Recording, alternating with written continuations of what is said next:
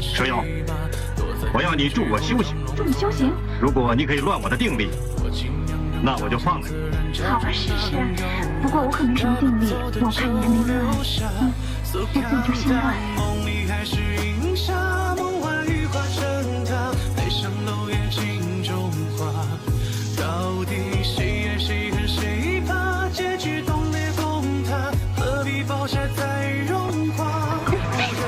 你输给我了。यह पश्चिमी झील के पास चीन के हांगझोउ में स्थित लेफोंग पगोडा की एक प्राचीन और सुंदर किंवदंती है। यह कहानी सफेद सांप बाई सुजान और एक हरे सांप शाओचिंग जिन दो बहन स्पिरिट्स के बारे में है, जो हजारों वर्षों से अपनी शक्तियों का अभ्यास कर रही हैं। वे मानव भावना की दुनिया की चाहत रखती हैं और इसमें पूरी तरह से एकीकृत होने की इच्छा रखती हैं। इसके लिए वे मानव रूप में बदलने का प्रयास करती हैं।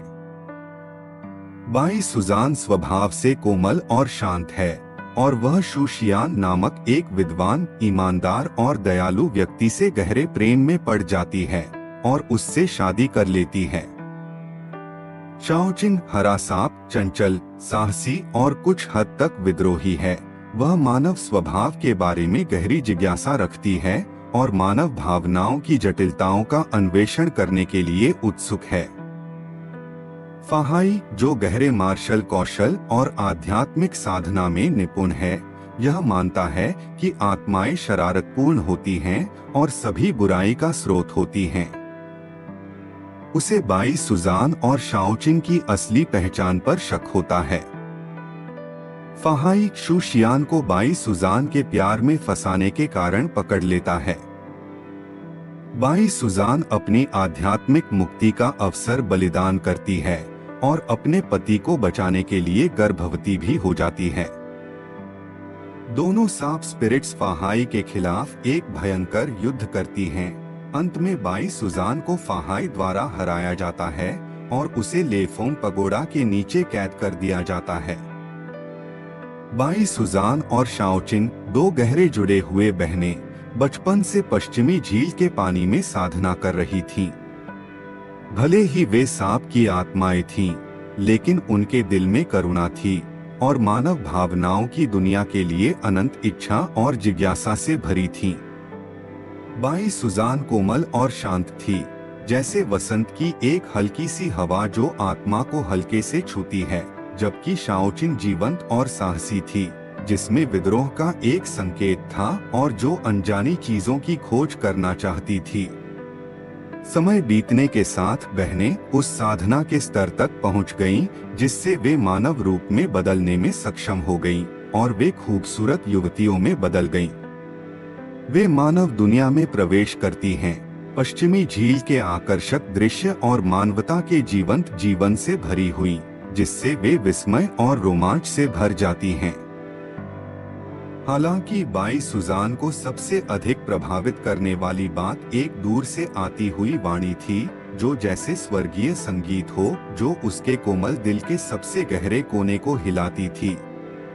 बाई सुजान ने उस आवाज का पीछा किया और एक विद्वान अकादमी के बाहर पहुंच गई। वहां उसने एक युवा विद्वान को सिखाते हुए देखा और वह कोई और नहीं बल्कि शूशियान था, जो एक सुंदर चेहरा और तेज आंखों वाला था।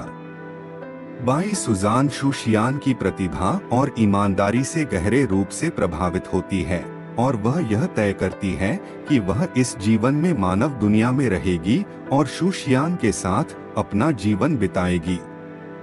बाई सुजान ने एक जादू किया और किंगलिंग त्योहार के दिन बारिश बुलवाई। बारिश में वह शूशियान से मिली और दोनों पहली बार में ही एक दूसरे से प्रेम कर बैठे। शाओचिंग अपनी असली रूप को पूरी तरह से छिपाने में असमर्थ अपनी सांप की पूंछ को प्रकट कर देती है और झील में कूद पड़ती है। शूशियान उसे बचाने के लिए कूदने की सोचता है, लेकिन बाई सुजान ने गिरने का बहाना किया और शूशियान की बाहों में गिर गईं। उनकी आंखें मिलती हैं और बाई सुजान को तुरंत प्रेम हो जाता है। शूशियान के घर लौटने के बाद वह बाई सुजान को बार बार देखता है और वह अपनी हरकतों से शर्मिंदा हो जाता है। वह बाहर जाता है, लेकिन बाई सुजान उसका पीछा करती है और उसे बारिश से बचाने के लिए छतरी लेकर जाती है। शूशियान के घर छोड़ने के बाद बाई सुजान उसे दिन रात याद करती है। तभी एक भयंकर बारिश शुरू होती है जो पूरे गांव को जलमग्न कर देती है। बाई सुजान और शाओचिन बाढ़ को नियंत्रित करने और गांव वासियों को बचाने की तैयारी करती हैं। फाहाई भी उनके साथ आता है। जब वे वहां पहुंचते हैं तो फाहाई जादू करता है और एक इशारे से पानी को अलग कर देता है, जिससे एक इंद्रधनुष दिखाई देता है। यह दृश्य शाओचिन को गहरे रूप से मोहित करता है और उसे फाहाई के प्रति गहरी रुचि होती है। बाढ़ के शांत होने के बाद एक महामारी फैल जाती है। बाई सुजान, जो जानती है कि वह एक सांप की राक्षसी आत्मा है, यह समझती है कि उसका शूशियान से मिलन कई चुनौतियां उत्पन्न करेगा, लेकिन वह प्रेम के लिए सब कुछ बलिदान करने को तैयार होती है, यहाँ तक कि अपने और शाओचिन के साथ किए गए 1000 वर्षों की साधना को भी। बाई सुजान अपने दिन का समय एक क्लिनिक में बिताती है, जहाँ वह एक दयालु चिकित्सक के रूप में बीमारों का इलाज करती है और रात में शूशियान की प्रेमिका बनकर उसका साथ देती है। एक दिन बाई सुजान घर में घुसी और देखा कि शाओचिन को मानव भावनाओं के प्रति गहरी जिज्ञासा है। उसने शाओचिन को चेतावनी दी कि वह मानव भावनाओं के मामलों में नहीं फंसे, क्योंकि इसके परिणाम गंभीर हो सकते हैं। शाओचिन, जो इस चेतावनी से क्रोधित हो गई थी, अपने असली रूप को क्षण भर के लिए प्रकट कर देती है और उसी क्षण शूशियान घर लौट आता है और यह दृश्य देखकर वह डर के मारे भाग जाता है। चीजें और भी जटिल हो जाती हैं जब फाहाई शूशियान से यह तय करने की कोशिश करता है कि वह बाई सुजान से अलग हो जाए। फाहाई, जो बाई सुजान और शाओचिन के बीच के संबंधों को खतरनाक मानता है, ने शूशियान को एक जादुई बौद्ध मोती पहनाया, जिससे वह राक्षसों को दूर कर सके। हालांकि शूशियान ने तुरंत इसे फेंक दिया और घर की ओर दौड़ पड़ा, यह सोचते हुए कि वह बाई सुजान और शाओचिन को बचा लेगा। फाहाई ने शूशियान को समझाया कि उसने एक कीमती आभूषण को नकारा किया और फिर से चेतावनी दी। फाहाई ने बाई सुजान को समझाने के लिए अपना जादू चलाया और वह घर, जो बाई सुजान ने अपने जादू से रचा था, तुरंत गायब हो गया। लेकिन इसके बजाय बाई सुजान को गुस्सा आ गया और वह चिल्लाने लगी। वह फाहाई से मुकाबला करने के लिए तैयार थी, लेकिन वह फाहाई के मुकाबले कहीं कमजोर थी। फाहाई ने उसे हराया और उसे जिनशन मंदिर में बंद कर दिया। जब बाई सुजान को जिनशन मंदिर में बंद कर दिया गया तो वह निराश और पागल हो गई। उसे अपना पति शूशियान याद आता था और उसे बचाने के लिए वह किसी भी हद तक जाने के लिए तैयार थी। शाओचिन और बाई सुजान ने फाहाई से जिनशन मंदिर में लड़ाई की। फाहाई ने बाई सुजान को शूशियान को छोड़ने के लिए मनाने की कोशिश की, लेकिन बाई सुजान गुस्से में आकर विरोध करती रही। फाहाई ने गुस्से में आकर अपनी छड़ी से जोर से जमीन पर मारा, जिससे जिनशन मंदिर हिल गया। बाई सुजान और शाओचिन ने मिलकर अपनी पूरी शक्ति का इस्तेमाल किया और जादू से बाढ़ को उत्पन्न कर दिया, जो जिनशन मंदिर की ओर बढ़ रही थी। फाहाई ने अपनी शक्तियों से बाढ़ को रोकने के लिए मंदिर को उखाड़ने की कोशिश की, लेकिन बाई सुजान और शाओचिन ने दूसरे जादू से पानी और ऊंचा कर दिया। इस संघर्ष के बीच फाहाई ने अपनी छड़ी से जादू किया और बाई सुजान और शाओचिन को अपनी असली रूप में बदलने के लिए मजबूर किया।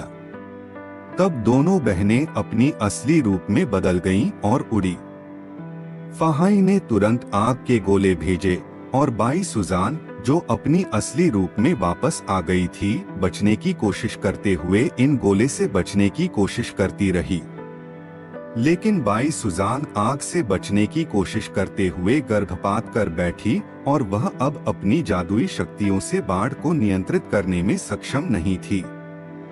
बाढ़ ने न केवल गांव को डुबो दिया बल्कि दोनों बहनों को दीवार से भी टकराया। इस संघर्ष में बाई सुजान ने अपनी विशाल शक्तियों का प्रदर्शन किया और जादू से नदी को बुलाया ताकि जिनशन मंदिर को डुबो दिया जा सके और शूशियान को बचाया जा सके। हालांकि फाहाई की बौद्ध शक्तियां बहुत गहरी थीं और उसने बाढ़ को एक एक करके समाप्त कर दिया।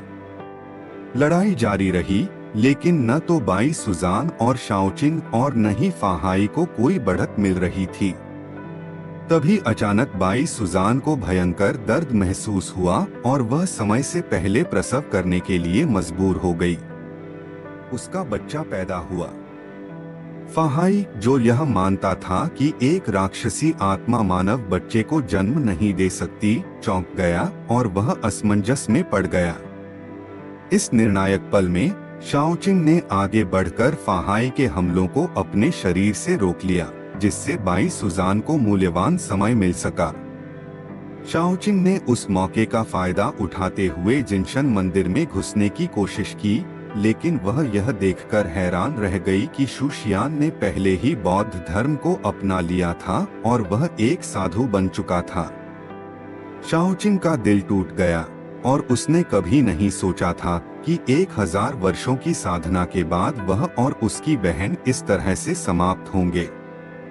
जैसा कि बाई सुजान की जादुई शक्तियां समाप्त हो गईं और वह शूशियान को बचाने के लिए और कुछ नहीं कर पाई, बाई सुजान हमेशा के लिए लेफोंग पगोड़ा के नीचे कैद हो गई। शाओचिंग ने शूशियान को जिनशन मंदिर से बाहर निकाला, लेकिन पाया कि उसकी बहन अब जीवित नहीं थी। गहरी उदासी के साथ शाओचिंग ने यह सोचा कि उसकी बहन ने एक मानव के लिए, जो सिर्फ एक सामान्य इंसान था, अपने 500 वर्षों के जीवन का बलिदान कर दिया था। शाओचिंग ने शूशियान को एक ही तलवार से मार डाला। अंत में शाओचिंग अपनी बहन के लिए अपनी गहरी तड़प और मानवता से निराश होकर उस दुखद स्थान को छोड़ दिया और केवल फाहाई रह गया, जो चुपचाप बचता रहा था और लेफोंग पगोड़ा की दिशा में देखते हुए उसके दिल में पछतावा था।